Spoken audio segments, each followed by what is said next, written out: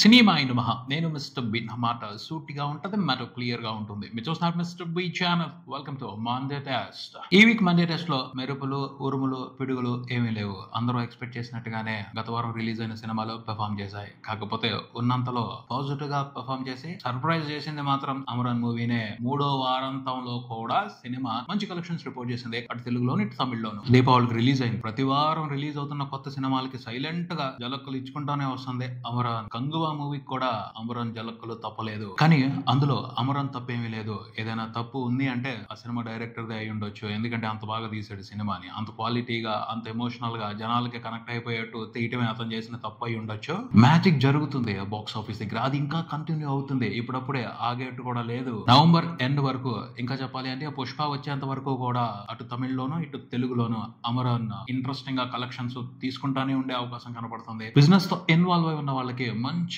Profits అందించే flow లోనే ఉంది. సినిమాకి థియేటర్స్ లో కనిపిస్తున్న రెస్పాన్స్ చూసి ఓటీటీ స్ట్రీమింగ్ ని వాయిదా వేశారు.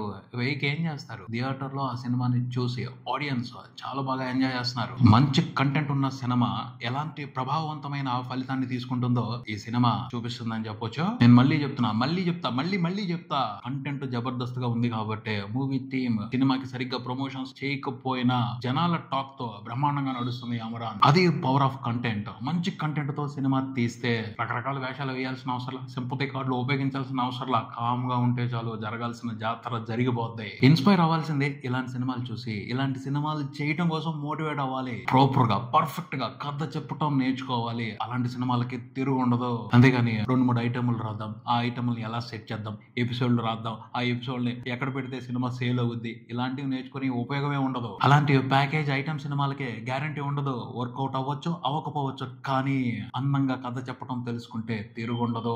నీ సినిమాని ఎవరు ఆపలేరు. అమరన్ 19 రోజుల తర్వాత చూస్తే తెలుగు వరకు లాభం ఎంత మూట కట్టుకుందో తెలుసా? 18 కోట్లు. అంటే సినిమాతో తెలుగు వరకు బిజినెస్ లో ఇన్వాల్వ్ అయి ఉన్న వాళ్ళకి రూపాయికి 3 రూపాయలు మిగిలింది. తెలుగు వరకు సినిమాకి జరిగిన బిజినెస్ 5 కోట్లే. ఇప్పటి వరకు 2 తెలుగు స్టేట్స్ వరకే సినిమా టోటల్ గా రిపోర్ట్ చేసిన షేర్ 23 కోట్లు ఉంది. ఇంకా రన్ అవలా, ఆగేట్టు లేదు.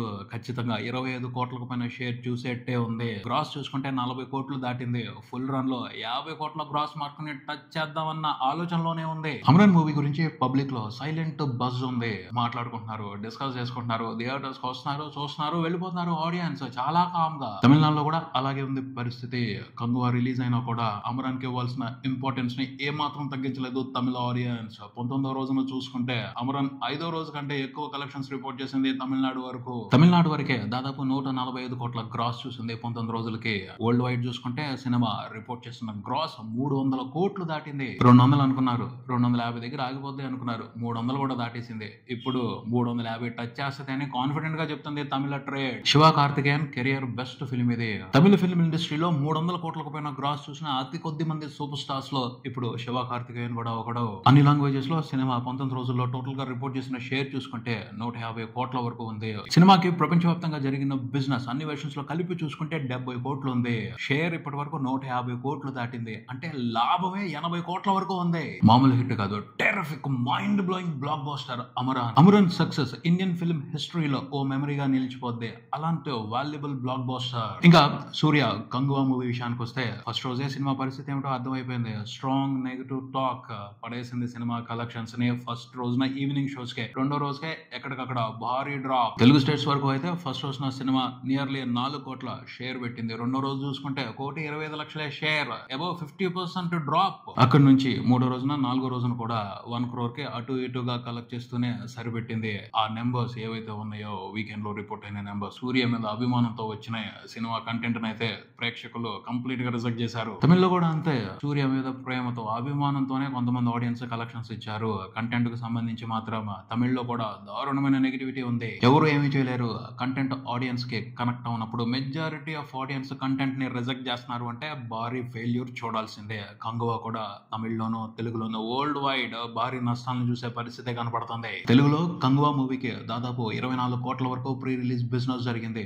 5 రోజుల తర్వాత చూసుకుంటే 2 తెలుగు రాష్ట్రాల వరకు సినిమా రిపోర్ట్ చేసిన షేర్ అటు ఇటుగా 8 కోట్లు ఉంది. మహా అయితే మరో 2 కోట్లు ఫుల్ రన్ లో రావచ్చేమో, అంతే, అంతకు మించి ఎక్కువ ఉండదు. అంటే సినిమాతో తెలుగు వరకు బిజినెస్ లో ఇన్వాల్వ్ అయి ఉన్న వాళ్ళే 14 కోట్ల వరకు నష్టాలు చూసే పరిస్థితి. తెలుగులో కొంచెం తక్కువనే చెప్పొచ్చు, 14 కోట్ల నష్టంతోనే పోతుంది. తమిళ్లోనూ ఓవరాల్ గా వరల్డ్ వైడ్ చూసుకుంటే నష్టం లెక్కలు చూస్తుంటే మత్తిపోతుంది. ప్రపంచవ్యాప్తంగా అన్ని వెర్షన్స్ లో కలిపి కంగువా మూవీకి జరిగిన ప్రీ రిలీజ్ బిజినెస్ దాదాపు 175 కోట్ల వరకు ఉంది. 5 రోజుల తర్వాత ప్రపంచవ్యాప్తంగా అన్ని వెర్షన్స్ లో కలిపి సినిమా రిపోర్ట్ చేసిన షేర్ నియర్లీ 42 కోట్లు మాత్రమే ఉంది.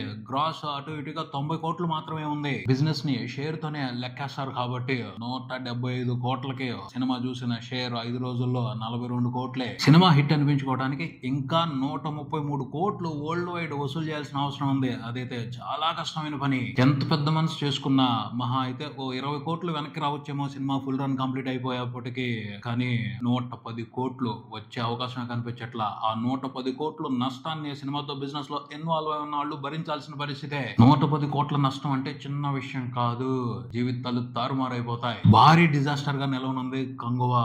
విభత్సమైన ఫ్లాప్ అంతే. అదే రిజల్ట్ సినిమాకి ఫుల్ రన్ లో. సో ఎక్కడికక్కడ నష్టాలను తప్పించుకోలేని పరిస్థితి కనిపిస్తుంది అంటే మండే టెస్ట్ లో కంగువా ఫెయిల్ అయ్యాడు. ఇంకా మెగా ప్రిన్స్ వరుణ్ తేజ్ మట్కా ఈ సినిమా కూడా రిలీజ్ అయ్యింది లాస్ట్ వీక్. చాలా మంది గుర్తులేదు, మర్చిపోయారు నిజంగా మర్చిపోయారు. అబ్బా రెండో రోజు నుంచే ఈ సినిమా రిలీజ్ అయ్యింది అన్న సంగతి మర్చిపోయి ఎవరి పనిలో వాళ్ళు పడిపోయారు. థియేటర్స్ లో పాపం మట్కా మూవీని అనాథగా వదిలేశారు. టైం పాస్ కోసం వెళ్దాం, మనోడే కదా వచ్చాడు కదా పాపం కష్టపడి నటించాడు కదా ఏదో రకంగా ఎంకరేజ్ చేద్దాం అన్న థాట్ కూడా తీసుకోలేదు. మినిమం ఆలోచన కూడా చేయలేదు. మనోడేగా ఎక్కడికి వెళ్తాడు, ఇంకో మంచి సినిమాతో వస్తాడు అప్పుడు చూద్దాంలే అన్నట్టు వదిలేశారు. చాలా లైట్ తీసుకున్నారు. అసలు నిజంగా ఇది ఒక డేంజరస్ సిచ్యువేషన్ అనే చెప్పొచ్చు. ఎంత టాలెంట్ ఉన్నా, ఎంత బ్యాక్గ్రౌండ్ ఉన్నా నమ్మకం ముఖ్యం. ఒక్కసారి నమ్మకాన్ని ప్రేక్షకులు కోల్పోవటం మొదలు పెట్టారా ఆ తర్వాత దాన్ని మళ్ళీ తిరిగి తెచ్చుకోవడానికి చాలా కష్టపడాలి. వరుణ్ తేజ్ ఇప్పుడు అలాంటి సిచ్యువేషన్ లోనే ఉన్నాడు.